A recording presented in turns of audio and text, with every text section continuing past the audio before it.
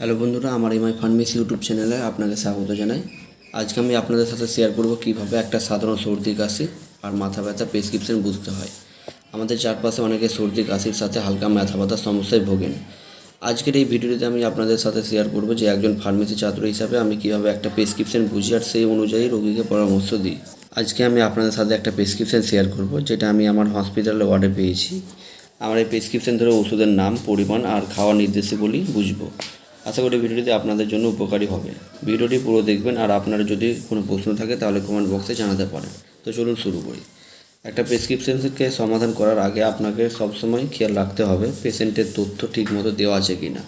যেমন পেশেন্টের নাম, পেশেন্টের বয়স, পেশেন্টের জেন্ডার, পেশেন্টের রেজিস্ট্রেশন নাম্বার এবং পেশেন্টের অ্যাড্রেস, পেশেন্টটি যে ডেটে দেখিয়েছেন সেই ডেট। তো আপনারা দেখতে পাচ্ছেন এখানে প্রেসক্রিপশনে সবটাই দেওয়া আছে পেশেন্টের ডিটেলস হিসাবে। এরপর আপনাদের দেখতে হবে ডাক্তারের নাম, ডাক্তারের কোয়ালিফিকেশান এবং ডাক্তারের সিগনেচার আছে কি না। এটা হাসপাতালে প্রেসক্রিপশনে ডাক্তারের নাম এবং কোয়ালিফিকেশান দেওয়া নেই। দেখুন এখানে ডাক্তারের সিগনেচার দেওয়া আছে। আপনারা যখন কারো প্রেসক্রিপশন সমাধান করবেন তখন এই তথ্যগুলি অবশ্যই খেয়াল রাখবেন। প্রথমে দেখুন এখানে C/O লেখা আছে। এর পুরো কথাটি হচ্ছে কমপ্লেনিং অফ, যার অর্থ হচ্ছে অভিযোগ। অর্থাৎ রোগীর যা যা সমস্যা হয়, যেগুলি রোগী ডাক্তারবাবুকে বলে থাকেন, এই সমস্যাগুলি এখানে দেখুন লেখা হয়।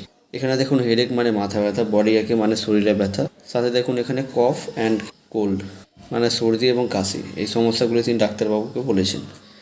তো এই সমস্যার জন্য ডাক্তার কিছু ওষুধের পাশাপাশি কিছু রক্ত পরীক্ষা করতে বলেছেন। এখানে প্রথমে যে ওষুধটির কথা বলেছেন PCM 1 গ্রাম, PCM মানে হচ্ছে প্যারাসিটামল 1 গ্রাম। এর মানে হচ্ছে প্যারাসিটামল 1 গ্রামের মানে হচ্ছে প্যারাসিটামল 1000 মিলিগ্রাম। এর খাওয়ার নিয়ম কী বলেছে? TDS অর্থাৎ 3 টাইমস ইন এ ডে, দিনে 3 বার। প্যারাসিটামল সাধারণত খাওয়ার পরে খেতে হয়। এটি বাজারে পাইরিয়েসিক 1000 নামে পাওয়া যায় বা P1000 নামেও পাওয়া যায়। এটি কন্টিনিউ 5 দিন খেতে বলেছেন। এই পাইরিয়েসিক 1000 ওষুধটি ইস্ট ইন্ডিয়া কোম্পানির তৈরি। এই ওষুধটির মেন যেটা কাজ করে অ্যানালজেসিক এবং অ্যান্টিপাইরেটিক। অ্যানালজেসিক মানে হচ্ছে ব্যথা কমানো এবং অ্যান্টিপাইরেটিক মানে হচ্ছে শরীরে যে তাপ আছে বা জ্বর হয় সেটাকে কমানো। পাইরেটিক কথার মানে হচ্ছে জ্বর বা তাপ, আর অ্যান্টি মানে হচ্ছে তার বিরুদ্ধে বা তার এগেনস্টে। প্যারাসিটামল ওষুধটি জ্বর এবং যে শরীরে ব্যথা আছে সেটাকে কমাবে। তারপর দেখুন এখানে যে ওষুধটি বলেছেন FM40 অর্থাৎ ফ্যামোটাডিন 40 mg। এটি ফ্যামোসিন 40 নামে বাজারে পাওয়া যায়। এটি সান ফার্মাসিউটিক্যাল কোম্পানির। খাবার নিয়ম বলেছেন OD/AC। OD অর্থাৎ অমনি ডাই মানে হচ্ছে দিনে একবার, AC মানে হচ্ছে বিফোর মিল অর্থাৎ খাবার আগে। OD/AC পুরো কথাটি মানে হচ্ছে দিনে একবার খাবার আগে। এটি গ্যাসে যে কোনো অ্যান্টিবায়োটিক বা ব্যথার ওষুধের সঙ্গে ডাক্তারবাবুরা গ্যাসের ওষুধ দিয়ে থাকে। এরপরে ওষুধটি হচ্ছে অ্যাজিথ্রোমাইসিন 500 মিলিগ্রাম। এটি বাজারে অ্যাজিথ্রল 500 নামে পাওয়া যায়। এটি অ্যালেম্বিক ফার্মাসিউটিক্যাল কোম্পানির। এখানে খাবার নিয়ম বলেছেন দেখুন OD/AC × 5 ডে। OD মানে হচ্ছে দিনে একবার, AC মানে হচ্ছে খাবার আগে। অ্যাজিথ্রল সাধারণত দুপুরে খাবার আগে দিয়ে থাকেন। এখানে 5 দিন খেতে বলেছেন। এই ওষুধটির খাবার সবসময় সময়ের ব্যবধানটা ঠিক রাখবেন। যেমন আজকে ধরুন আপনি দুপুর 12টার সময় খেয়েছেন, তবে প্রত্যেক দিন সেই একই সময় দুপুর 12টাতেই খেতে হবে। এই ওষুধটি ব্যাকটেরিয়া সংক্রমণের চিকিৎসায় ব্যবহৃত করেন। এই ওষুধটি ম্যাক্রোলাইড গ্রুপের অ্যান্টিবায়োটিক, কারণ প্রত্যেকটা অ্যান্টিবায়োটিক একটি গ্রুপের মধ্যে থাকে, তেমন এটি ম্যাক্রোলাইড গ্রুপের অ্যান্টিবায়োটিক। যে ব্যাকটেরিয়াগুলো থাকে এবং ব্যাকটেরিয়াগুলোকে বংশবিস্তার করার জন্য যে প্রোটিনগুলো দরকার হয়, সেই প্রোটিন সিনথেসিস প্রসেসটাকে বাধা দেয় এই অ্যাজিথ্রোমাইসিন অ্যান্টিবায়োটিক, যার ফলে এরা আর ছড়িয়ে পড়তে পারে না। এই ওষুধটির কিছু সাইড এফেক্ট আছে, যেমন বমি বমি ভাব, ডায়রিয়া বা পেটে ব্যথা হতে পারে। এরপর দেখুন এখানে কিছু রক্ত পরীক্ষা করতে বলেছে। প্রথমে দেখুন CBC, যার পুরো নাম হচ্ছে কমপ্লিট ব্লাড কাউন্ট, মানে হচ্ছে রক্তের সম্পূর্ণ গণনা।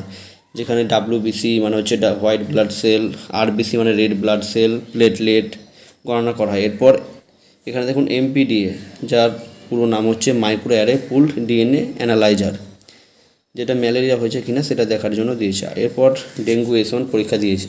এরপর দেখুন এখানে রোগীটিকে অ্যামব্রক্সিল হাইড্রোক্লোরাইড সিরাপ দিয়েছে, যেটা বাজারে মিউকুলাইট নামে পাওয়া যায়, যেটি ডাক্তার রেড্ডি ল্যাবরেটরি কোম্পানির। এই সিরাপটি কাশি বের করতে সহজ করে এবং শ্বাসকষ্ট, কাশির মতো উপসর্গগুলি থেকে আরাম দেবে। যে কোনো কাশির সিরাপ খাওয়ার আগে সব অবশ্যই মনে রাখবেন, মানে কাশির সিরাপটি খাওয়ার পরে এবং খাওয়ার আগে যেন জল না খায়, এবং এই সিরাপটি খাওয়ার আগে অবশ্যই ঝাঁকিয়ে নিতে হবে। এখানে দেখুন খাবার নিয়ম বলেছেন 7.5 ml করে BD অর্থাৎ 7.5 ml করে দিনে 2 বার। BD কথাটি মানে হচ্ছে বিসিন ডাই, মানে দিনে 2 বার।